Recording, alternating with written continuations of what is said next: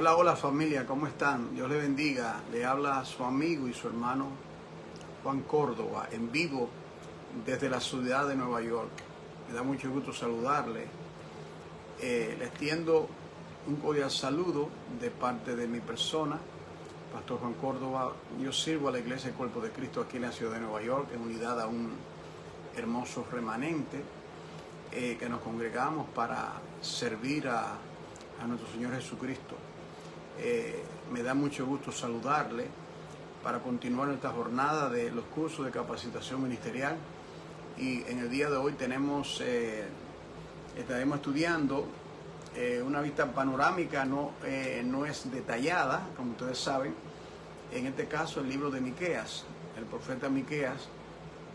Dicho libro tiene 7 capítulos, y con la ayuda indispensable del Espíritu Santo yo estaré explicando algunas lecciones muy importantes con relación a ese libro, a ese profeta, y qué tiene eso que ver con nosotros. Así es que este es el día que ha hecho el Señor. Nos alegraremos y nos gozaremos delante de Él. Les pido a todos que se unan conmigo en una palabra de oración. Vamos a suplicar la presencia del Señor, que Él nos acompañe en esta jornada. Padre, en el nombre de Jesús, por cuanto sin ti nada podemos hacer, te suplico que me acompañe, Señor, a mí y a los estudiantes en este nuevo estudio sobre el libro de Miqueas. Señor, inspiraste a este profeta a traer palabra de juicio, palabra de consuelo, palabra de restauración, palabra del reino que se avecina, entre otras cosas. Espíritu Santo, tú eres el que inspiró a tu santo profeta a escribir, a profetizar. Y nosotros, aunque la Biblia fue escrita para nosotros, no fue dirigida a nosotros. Nosotros no somos la audiencia original. Fue tu pueblo, el pueblo de Israel. Por lo tanto, es importante que nos dé entendimiento para poder penetrar esa cultura, esos tiempos, esas sazones de los tiempos. Enséñenos, instrúyenos, ayúdenos, Señor. Sin ti nada podemos hacer. Dependemos de ti, Señor. Por favor, Padre, ayúdanos. En el nombre potente de Jesucristo. Amén, amén. Muy bien, querida familia, qué honor, qué privilegio poder compartir las inescrutables riquezas del Evangelio de nuestro Señor Jesucristo. Nos encontramos pues en el libro de Miqueas, el libro del profeta Miqueas. La clase de hoy la estaremos viendo a través de 3 puntos principales. Estaremos viendo la persona de Miqueas, estaremos viendo su obra y estaremos viendo su mensaje. Esa es la manera de estudiar los libros de la Biblia. La persona, o es decir, el escritor, que se conoce el escritor, su obra, cuál fue específicamente lo que él hizo, cómo profetizó, dónde profetizó, y tercero, su mensaje, cuál fue el mensaje del profeta Miqueas. Así que le invito en estos momentos a que abra su Biblia al libro de Miqueas, y voy a entrar en la persona. El primer punto, la persona de Miqueas. Primeramente, el nombre de Miqueas significa ¿quién como Jehová? ¿Quién como Jehová? Así se llama, así se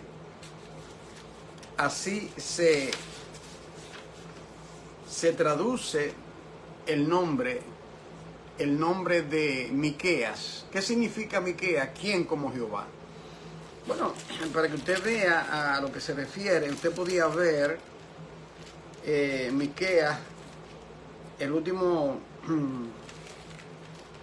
Miqueas capítulo 7, versículo 18. Bienvenida, hermano Torres. hermana Jiménez, y también creo que vi por ahí a la hermana Marisa. Mire aquí, ¿qué significa? Estamos en el primer punto principal, es lo siguiente: su persona, la persona del profeta Miqueas.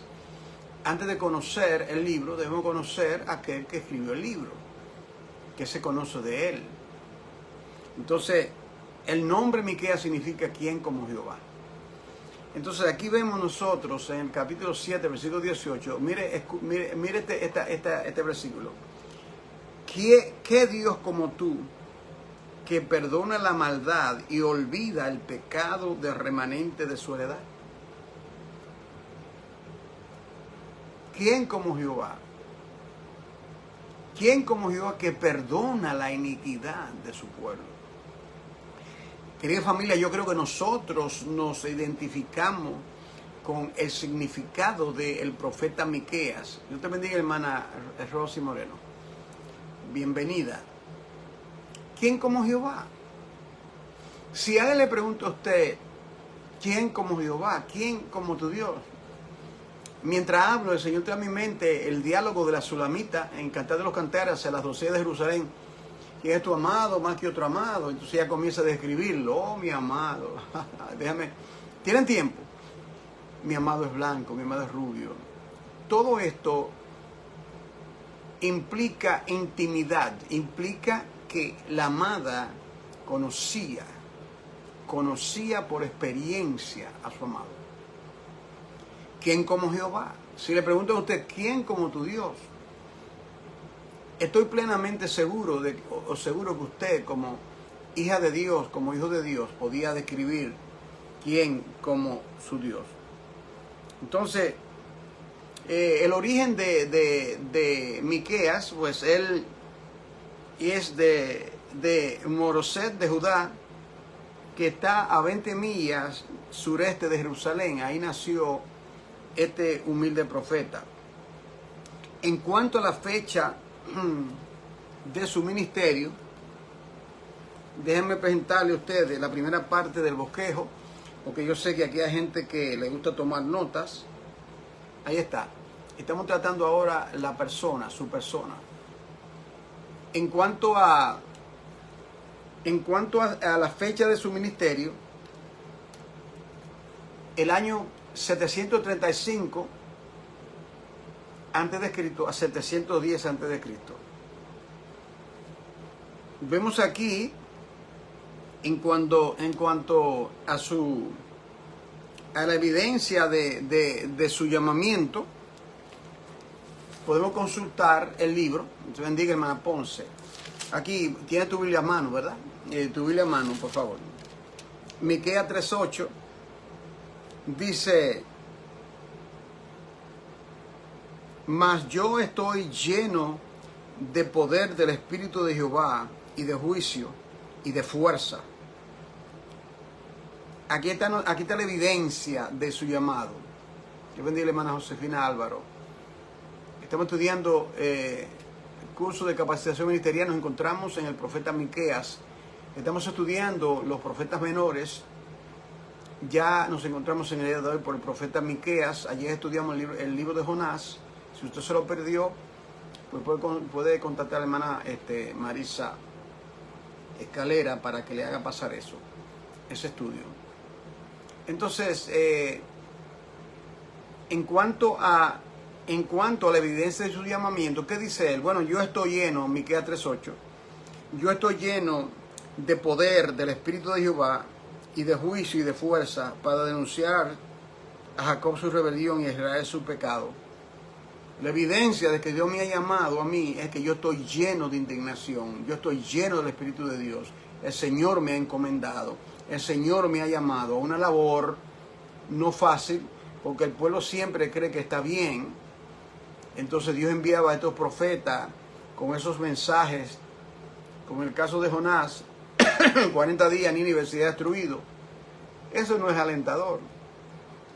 Mas, sin embargo, ayer vimos cómo cuando estudiamos el libro de Jonás, vimos cómo el pueblo se arrepintió, pero hemos de ver cómo ese pueblo retorna a la idolatría. eso lo hemos de ver cuando lleguemos al profeta, si mal no recuerdo, Nahum. Y ahí usted va a ver cómo ese pueblo, Dios te bendiga, Nilda Hernández, creo que está en Puerto Rico, no tema. Estaba mencionándote ayer, Nilda, hablando con Divina, que está aquí, mi prima, con su familia. Entonces, el profeta Miqueas, ¿cuál es la evidencia de su llamado? Bueno, yo estoy lleno del Espíritu de Dios.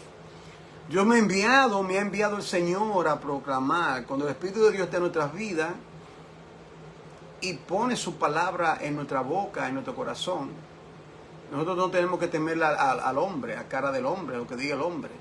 Es simplemente obedecer lo que Dios nos ha dicho. El primer punto que estamos estudiando ahora es la persona del profeta Miqueas. Pasamos ahora a su obra, la obra del profeta Miqueas. Encontramos con relación a su obra que él, el destinatario de su llamamiento profético, fue a Judá, o el reino del sur. Se refiere a Israel en el capítulo 1. Dios te bendiga, hermana Preciado, bienvenida. En el capítulo 1, tiene su Biblia abierta, ¿verdad?, al libro de Miqueas. En el capítulo 1, versículo 6, él dice: haré pues de Samaria montones de ruinas. Samaria está en la parte norte. Y tierra para plantar viñas. Y derramaré sus piedras por el valle y descubriré su cimiento. Y luego ahí viene la palabra de juicio que el Señor había de traer sobre su pueblo. El trasfondo de sus escritos, como ustedes pueden ver ahí, ustedes lo pueden ver aquí en las notas, lo ven ahí. El punto B aquí, el trasfondo. Bueno, él escribió, fue entre el año 734 a 722. Él escribió esta profecía que tiene 7 capítulos, el libro de Miqueas. Entonces, en cuanto a su ministerio, fue, mire aquí, hermano, durante el reinado de Usías, durante el reinado de Jotán, Acaz y durante Ezequías. Entonces, cuando comenzamos a leer el libro, es importante, querido hermano, la mayoría de los creyentes, yo diría el 90% de los creyentes, ellos simplemente leen la Biblia. O sea, ellos cogen la Biblia y la leen. Tenemos que leerla. Pero, hermano querido, yo soy reiterativo. Si usted solamente lee la Biblia, y hay que leerla, y usted no es diligente para usted poder entenderlo, es como que usted me dé a mí, si yo quiero conocer, por ejemplo, la historia de Puerto Rico,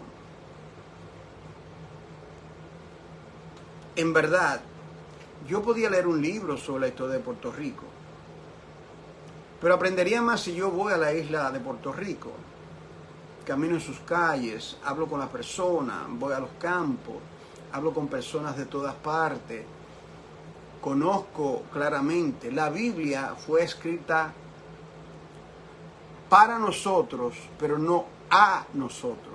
Memorícese eso. Es para mí, pero no fue dirigida a mí, fue dirigida a Israel.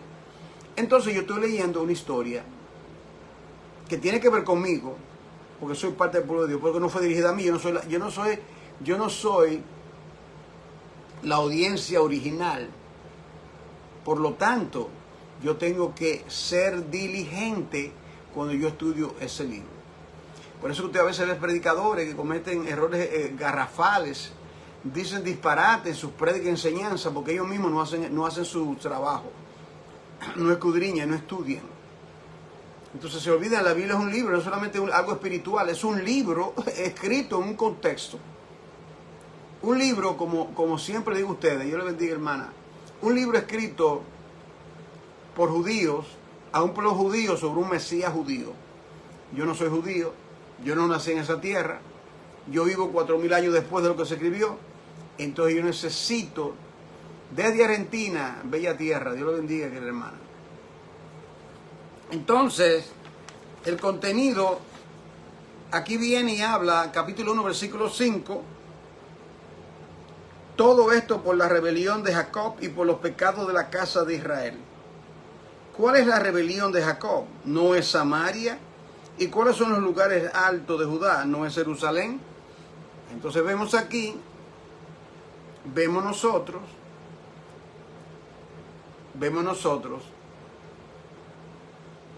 en lo que tiene que ver con la obra del profeta. Vemos nosotros que habla en el capítulo 1 de la destrucción de Judá. Capítulo 2, destrucción sobre los opresores, los que oprimían al pueblo. Lea conmigo, capítulo 2, versículo 1, dice: ay de los que en sus camas piensan iniquidad y maquinan el mal, y cuando llega la mañana lo ejecutan, porque tienen en sus manos el poder. Está maquinando hacer lo malo. En la noche tienen en su mente. Entonces cuando llega el día, como tienen el poder, ejecutan esa maldad. Ay de ellos, de los opresores. Pero en el capítulo 2, versículo 12, usted nota que básicamente en todos los libros, tanto de los profetas mayores, los profetas menores, usted va a ver ese ciclo.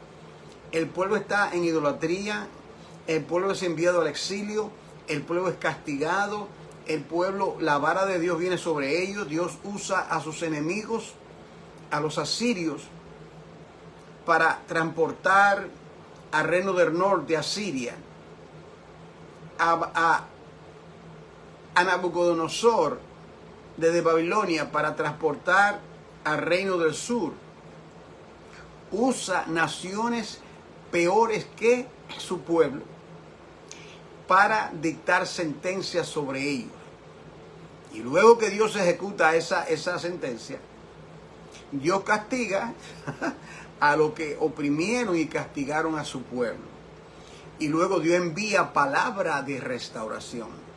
Palabra, por ejemplo, mire aquí en el capítulo 2, versículo 12, aquí viene esperanza para ese pueblo que fue castigado. Mire lo que le dice en el capítulo 2, versículo 12, le dice: de cierto te juntaré todo, oh Jacob, recogeré ciertamente el resto de Israel, lo reuniré como ovejas de Bosra, como rebaño en medio de su prisión, harán estruendo por la multitud de hombres.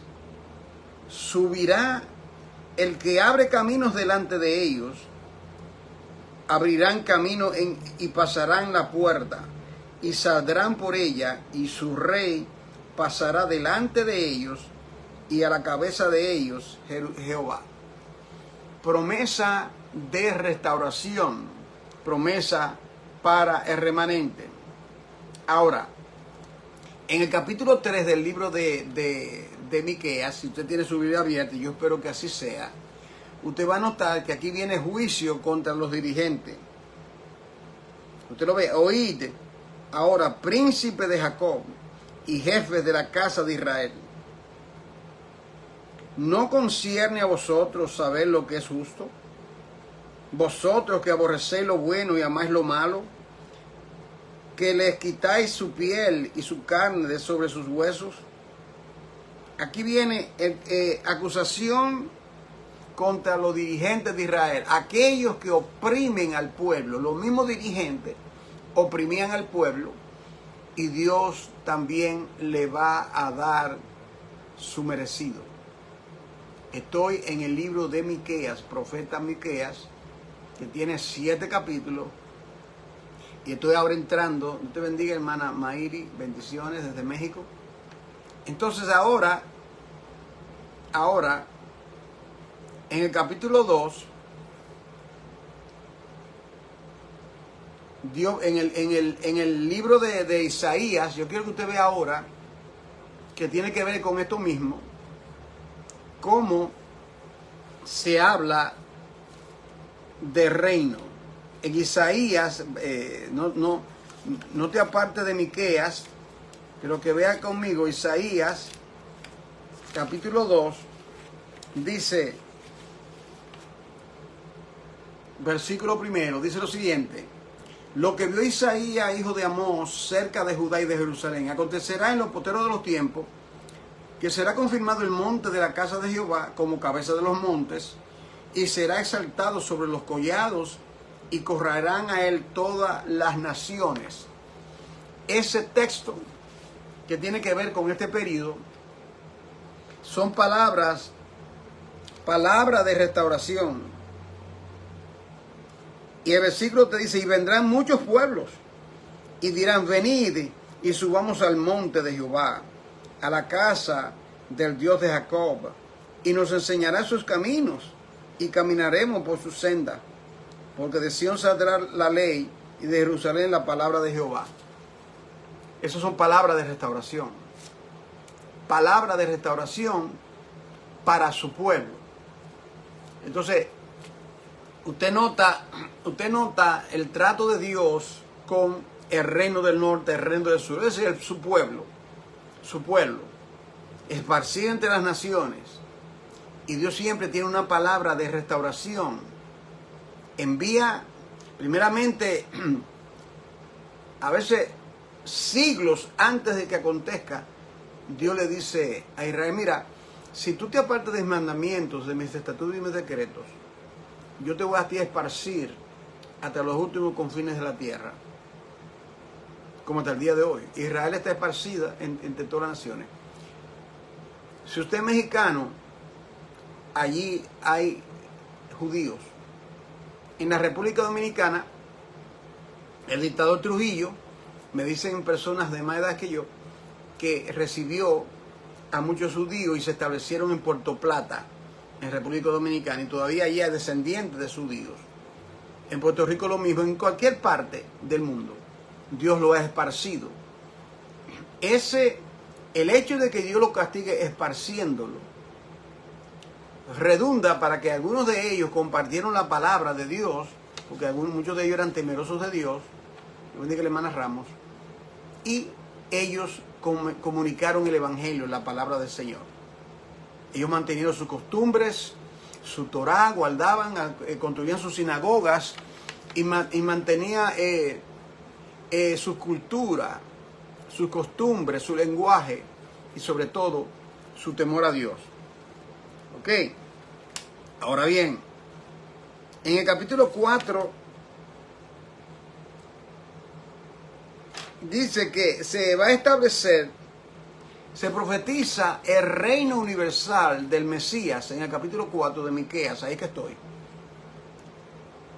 Se profetiza que el reino de Jehová, y se dice que será cabeza de los montes.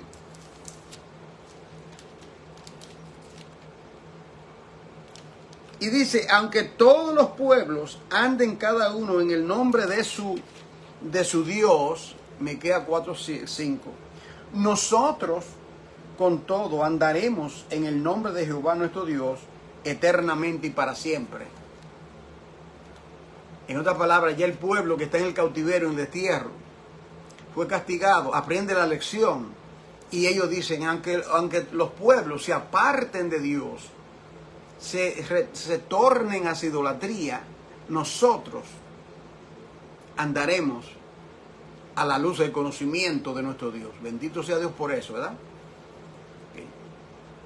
Entonces, en el versículo 6 al 13, capítulo 4, de 6 al 13, vemos nosotros lo siguiente. Vemos nosotros cautividad y redención. Ese es el ciclo. Siempre ha sido así.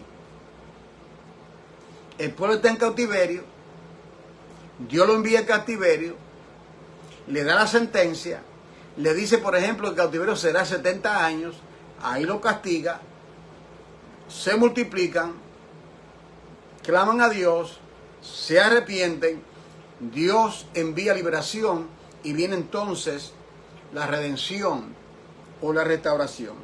Para que tenga una idea de lo que estamos hablando, vea el capítulo 4, versículo 6 del libro de Miqueas. Dice, en aquel día, dice Jehová, juntaré las ovejas y recogeré la descarriada y a la que afligí, y pondré a la coja como remanente y a la descarriada como nación robusta, y Jehová reinará sobre ellos en el monte de Sión, desde ahora y para siempre. Y tú, oh torre del rebaño, fortaleza de la hija de Sión, hasta ti vendrá el señorío primero y el reino de la hija de Jerusalén. Y pregunte, ahora, ¿por qué gritas tanto? ¿No hay rey en ti? Me gusta eso. ¿Por qué gritas tanto? ¿Por qué te lamentas tanto? ¿Acaso no hay rey en ti? ¿Por qué nos lamentamos tanto? ¿Por qué nos quejamos tanto? ¿No hay rey delante de nosotros? ¿No tenemos al Eterno a favor de nosotros? ¿No somos el pueblo del Señor? ¿No tenemos al Espíritu Santo, su palabra que vive y permanece para siempre? Somos el pueblo de Dios. Hay que llorar, hay que arrepentirse, pero luego hay que lavarse la cara y bendecir al nombre de Dios cuando el Señor perdona nuestras rebeliones. Ahí vemos nosotros cautividad y redención. ¿Por qué grita tanto? Ya llegó el momento de ser libertada. Esto se hace yo. Tiempo de llorar, tiempo de secarse las lágrimas. Ok. En capítulo 5, una profecía muy hermosa que es, se profetiza el advenimiento del Mesías. El advenimiento de Mesías se profetiza aquí en el capítulo 5 del libro de Miqueas. Véalo conmigo. Usted conoce esta profecía, pero vamos a saborearla una vez más. Capítulo 5 de Miqueas dice, rodéate ahora de muros, hija de guerreros. Nos han sitiado con vara, herirán a la mejilla al juez de Israel. Pero tú, Belén Éfrata, pequeña para estar entre las familias de Judá, oiga esto, de ti me saldrá el que será Señor en Israel. Ya tenemos idea a quién se refiere, ¿verdad? Y sus salidas son desde el principio, desde los días de la eternidad. Está hablando de la salida del Mesías, que sus salidas, plural, son desde los días de la eternidad. Es decir, está diciendo aquí que Cristo, el Verbo, no solamente salió cuando se encarnó. Aquí dice, sus salidas son. Bueno, Él salió en la creación del universo, ahí estaba Él. Cuando Dios creó el universo, ahí estaba Él. Cuando Adán pecó, ahí estaba Él. Cuando le puso túnica de piel, ahí estaba Él. Cuando sacó el pueblo de Israel del cautiverio, ahí estaba Él. Cuando abrió el mar rojo con poder, ahí estaba Él. Sus salidas son desde la eternidad. Es importante subrayar esto porque una gente cree que Cristo solamente se sabe de Cristo cuando se encarnó. Bueno, Él es eterno. Él es eterno. Él siempre ha sido Dios. Ahora, aquí entonces, en el capítulo 6 del libro de Miqueas, dice, oíd ahora lo que dice Jehová, levántate, contiende contra los montes y oigan los collados su voz. Oí montes y fuertes cimientos de la tierra, el pleito de Jehová, porque Jehová tiene pleito con su pueblo y altercará con Israel. Pueblo mío, ¿qué te he hecho? ¿Y en qué te he molestado? Responde contra mí. Pueblo mío, ¿qué te he hecho? Iglesia de Dios, ¿qué es lo que Dios te ha hecho para que ande en desobediencia y en rebelión? iglesia de Cristo en el planeta, ¿qué? El Señor nos pregunta aquí en Miqueas 6:3, ¿qué te he hecho? 6:3, por lo mío, ¿qué te he hecho? ¿En qué te he molestado? Responde contra mí, yo quiero que tú me respondas, ¿qué es lo que yo te he hecho para que tú andes en rebelión contra mí? Te bendiga, hermana Irene. Porque yo te hice subir de la tierra de Egipto. Eso fue lo que yo hice, 400 años de cautiverio. Y de la casa de servidumbre te redimí. Y envié delante de ti a Moisés, a Aarón y a María. Yo fui que envié a ellos. ¿Qué es lo que tú estabas allí? Yo te saqué. ¿Qué es lo que yo te he hecho a ti para que tú me trates tan mal? Te rebeles contra mí, pegue contra mí. Una pregunta muy relevante para la iglesia de hoy. Y dice, por lo mío, acuérdate ahora que aconsejó Balac, rey de Moab, y que le respondió Balaam, hijo de Beor, desde Sitín hasta Gigal, para que reconozca las injusticias de Jehová. ¿Recuerda cuando te querían maldecir? Y Balaam, el profeta del soborno, ¿cómo yo no permití que maldición cayera sobre ti? ¿No te recuerdas de eso? ¿No te recuerdas, Israel? Entonces, aquí viene una pregunta muy penetrante. ¿Qué es lo que Dios pide de nosotros, su pueblo? ¿Qué es lo que Él pide? Ay, yo quisiera saber la voluntad del Señor. Yo oigo cristianos decir eso. Digo, hermano, tú no tienes una Biblia.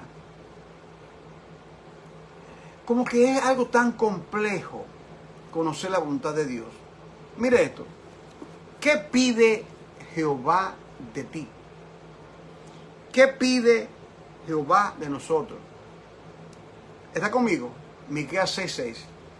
¿Con qué me presentaré ante Jehová y adoraré al Dios Altísimo?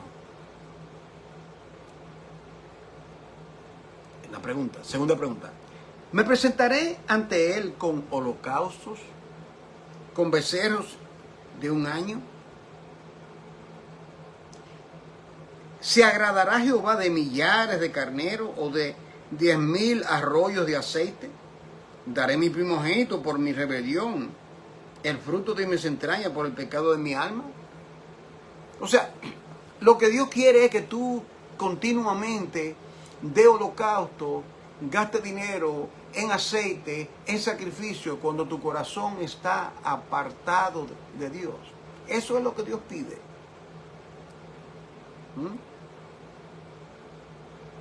Entonces, Dios hace la pregunta y Él mismo la responde. Versículo 8.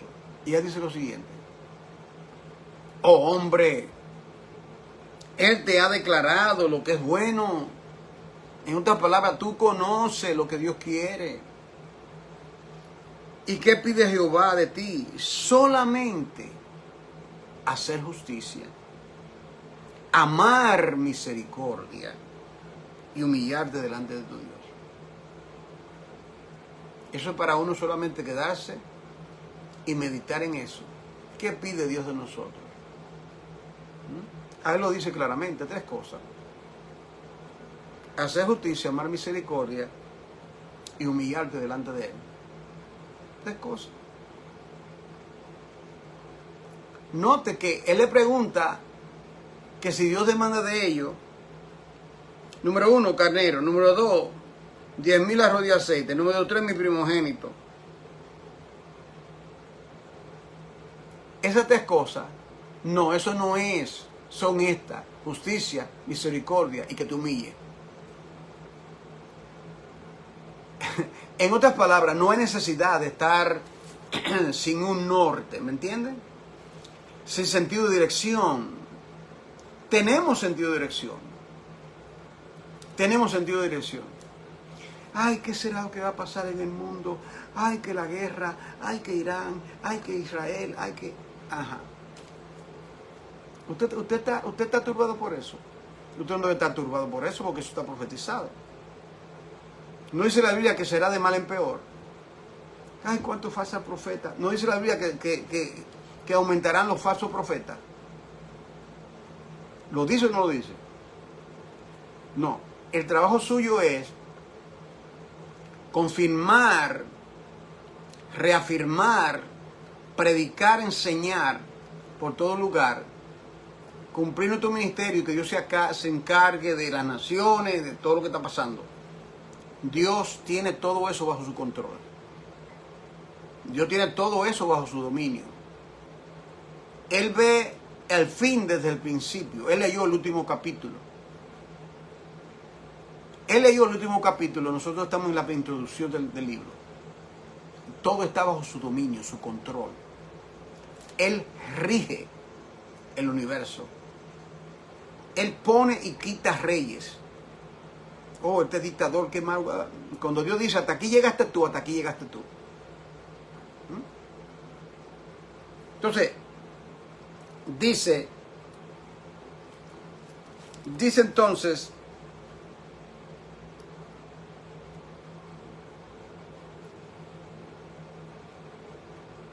ahora aquí en el capítulo,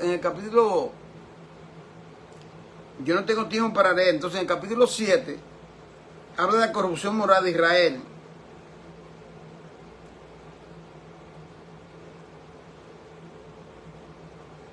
Y en el capítulo 7, versículo 7, dice, mas yo a Jehová miraré, esperaré al Dios de mi salvación, el Dios mío me oirá. Eso es lo que tenemos que hacer. Esta corrupción por acá. La iglesia, parte de la iglesia es una iglesia apóstata, un evangelio light, un evangelio que no es evangelio,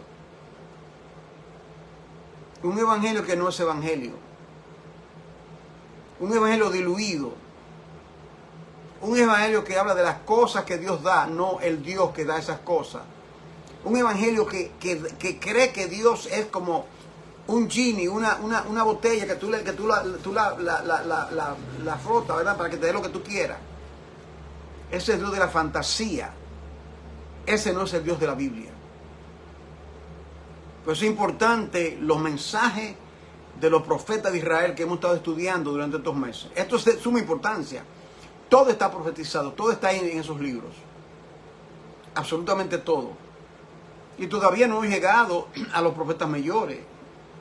Cuando lleguemos a Isaías, Jeremías, Daniel, Ezequiel, ahí sí hay que leña que cortar, hermano querido. Entonces,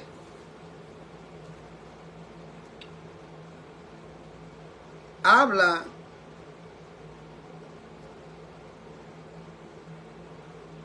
versículo 8. Tú, enemiga mía, no te alegres de mí, porque aunque caí me levantaré, aunque more en tinieblas, Jehová será mi luz. Aunque estoy en esta opresión, en este castigo, no te alegres de mí, porque yo sé que Dios es mi luz y mi salvación. Job diría, yo sé que mi Redentor vive. Y después que deseche esta mi pie, yo sé que en mi propia carne yo veré a Dios. Dios te bendiga, hermano Carlos. Vamos a pasar ahora. Ya hemos visto la persona de Miqueas.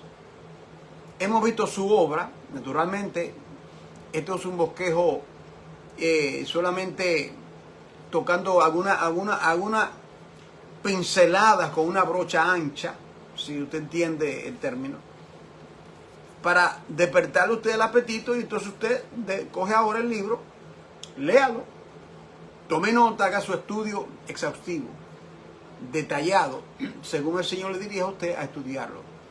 Estos son solamente para que usted tenga una idea de qué se trata cada libro. Vamos ahora al tercer punto principal, son tres, y es su mensaje. El mensaje del profeta Miqueas. ¿Cuál es su mensaje? ¿Cuál es el mensaje del profeta Miqueas?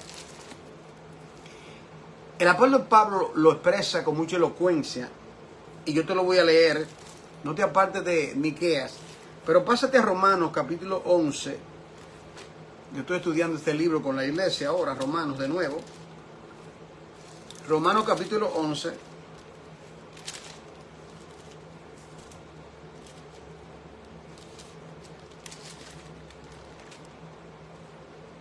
En Romanos capítulo 11,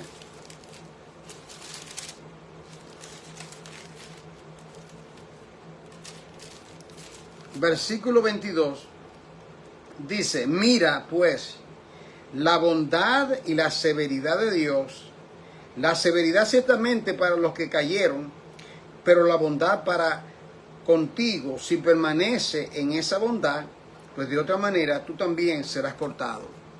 Entonces, ¿cuál es el mensaje de Miqueas? La bondad y la severidad de Dios. Romanos 11:22. Dios siempre es bondadoso, pero Dios también es severo. En los atributos de Dios hay un balance. Nosotros, para conveniencia nuestra, creemos que solamente Dios es amor. Oh, me derrita. A mí me encanta que me llamen del amor de Dios. Ajá, ok. ¿Y qué de la severidad de Dios? Eso es parte de sus atributos. Dios es tan amoroso como severo.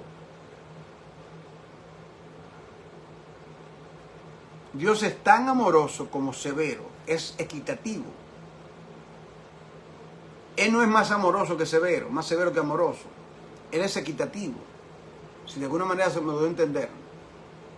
Entonces, en el libro de Miqueas, Dios muestra su amor para con su pueblo. Si te amo, por eso te envío al cautiverio, para castigarte, porque pecaste contra mí, y nadie peca contra mí y se sale con la suya, como yo le digo a la iglesia siempre. Nadie peca contra Dios si usted dice, yo pequé y nada me pasó. Eso es lo que usted cree. ¿Usted cree que usted va a pecar contra Dios y se va a salir con la suya? Dios te perdona. Pero luego, como David, tiene que beberte las lágrimas llorando delante de él. Ok, ahora bien, vamos aquí al último punto del mensaje. Bueno, ¿cuál es el mensaje? La bondad y la severidad de Dios.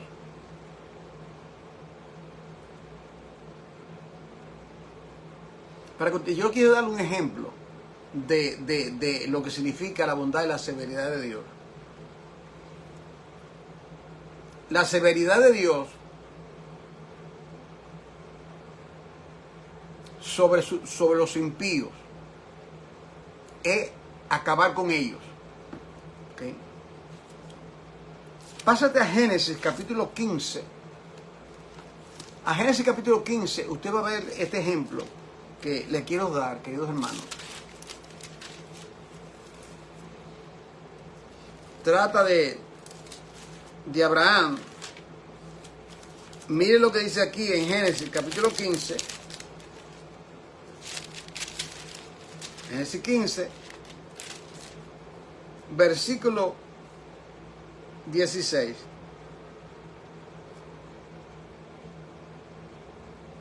Y en la cuarta generación volverán acá, porque aún no ha llegado a su colmo la maldad del amorreo hasta aquí.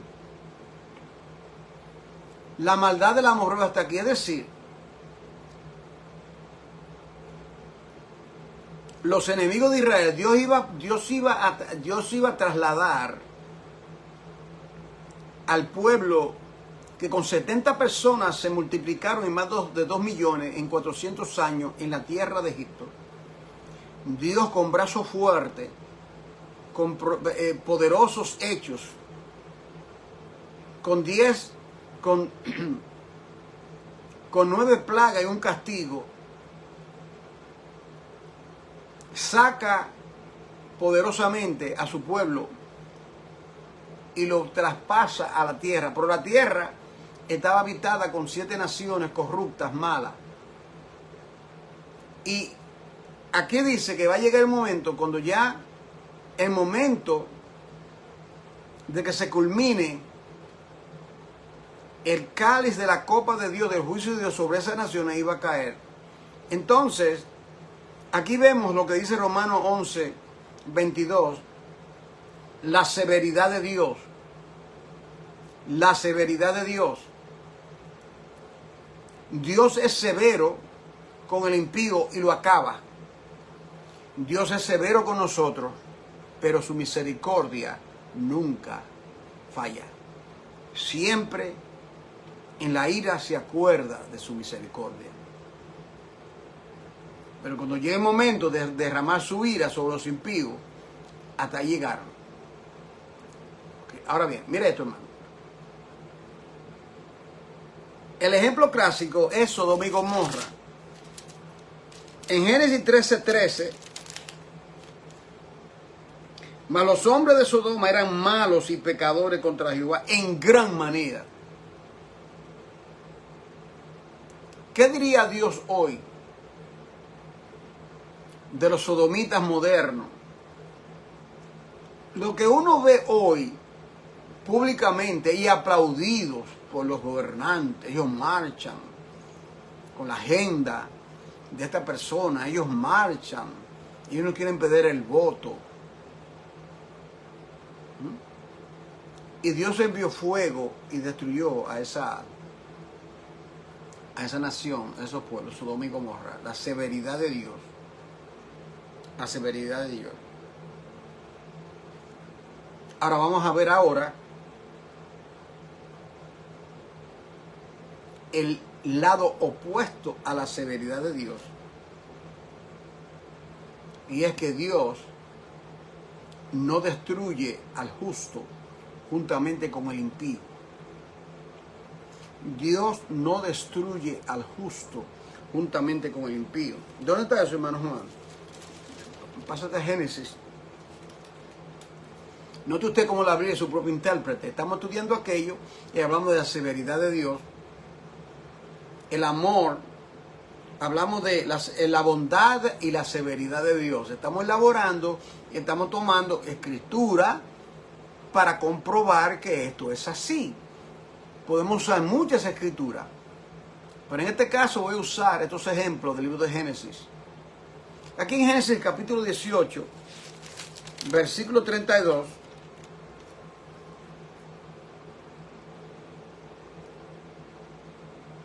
usted recuerda cuando Dios iba a destruir, entonces Abraham comienza a interceder y él dice en el versículo 25, el juez de toda la tierra no ha de hacer lo que es resto. Y le dice, bueno, si yo encuentro Sodoma 50, por amor a ellos no lo voy a destruir. Entonces él sigue bajando, 40, 30, luego 10. Él sigue bajando el número. Y luego, en Génesis 18, 32, dice lo siguiente. Y volvió a decir, no se enoje ahora mi Señor, si hablare solamente una vez, quizás se hallarán allí 10, ¿no lo destruiré? Respondió, por amor a los 10. Y Jehová se fue y luego que acabó de hablar con Abraham. Entonces aquí vemos cómo Dios salvó a Abraham, a Lot y a su familia, porque Lot estaba allá. Lot había puesto su tienda con su familia. Estaba a punto de ser eliminado, pero por la intercesión de Abraham, la severidad de Dios destinada a los sodomitas, Dios mostró su bondad. ¿Me siguen? Su bondad hacia Abraham, porque escuchó su oración, su bondad a su sobrino Lot y su familia, pero mostró su severidad y su juicio a aquellos que perseveraban en hacer lo malo. No te destruiré. Para que usted vea el último punto. Ahí, el mensaje. No te destruiré. No te destruiré por amor.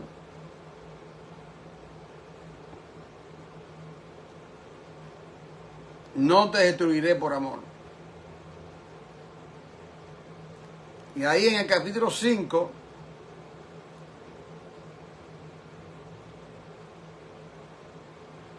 capítulo 5 de Miqueas, habla de ese redentor que iba a redimir a su pueblo. En capítulo 2, versículo 12, yo quiero reiterar para terminar la clase, 2:12, de cierto te juntaré todo, oh Jacob, recogeré ciertamente el resto de Israel, los reuniré como ovejas de Bosra, como rebaño en medio de su aprisco, harán estruendo por la multitud de hombres. Subirá el que abre caminos delante de ellos. Wow. Subirán el que abre camino delante de ellos.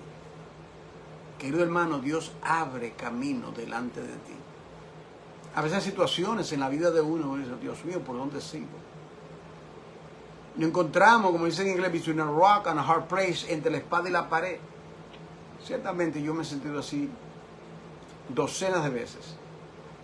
Y nosotros encontramos que cuando menos esperamos, el Señor trae la liberación. El Señor trae el respiro. A veces estamos pasando una prueba por muchos años.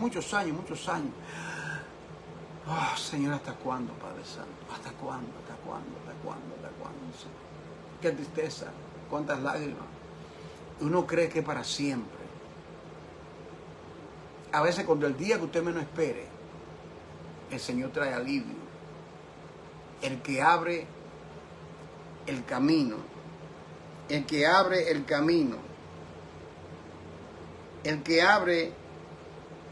camino delante de ellos, abrirá camino y pasarán la puerta. Aleluya, no te quedará acá, pasará la puerta. Posiblemente hay puertas que tú la crees que están cerradas en la vida tuya, pero esa puerta, al tiempo de Dios, no al tiempo tuyo ni el mío, Dios abrirá esa puerta. La que sea, yo no sé. Eso lo sabe el Señor y usted. Quiero terminar llevándote al libro de Isaías, el capítulo 7 del libro de Isaías. Quiero dejarte con esta promesa. Isaías capítulo 7.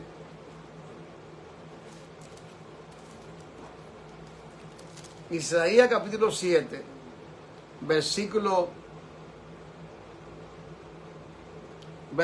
13. Dice, dijo entonces Isaías, oír ahora, casa de David, ¿os es poco el ser molestos a los hombres, sino que también lo seáis a mi Dios? Por tanto, el Señor mismo os dará señal. ¿Cuál va a ser esa señal? He aquí que la Virgen concebirá. Aleluya. Y darás a luz un hijo. Y llamará su nombre Emmanuel. Que traducido significa Dios con nosotros. Que se quede eso. Medítalo. Dios con nosotros. Estaba en cautiverio. La luz, la Virgen concebirá. La Virgen concebirá. Y dará luz contra todas imposibilidades, porque no era por medio de voluntad humana, sino por medio del Espíritu de Dios. Y llamará su nombre Emmanuel, Dios con nosotros. Dios con nosotros se manifiesta en nuestras vidas continuamente. Oído, contra toda imposibilidad humana. O sea, la Virgen concebirá.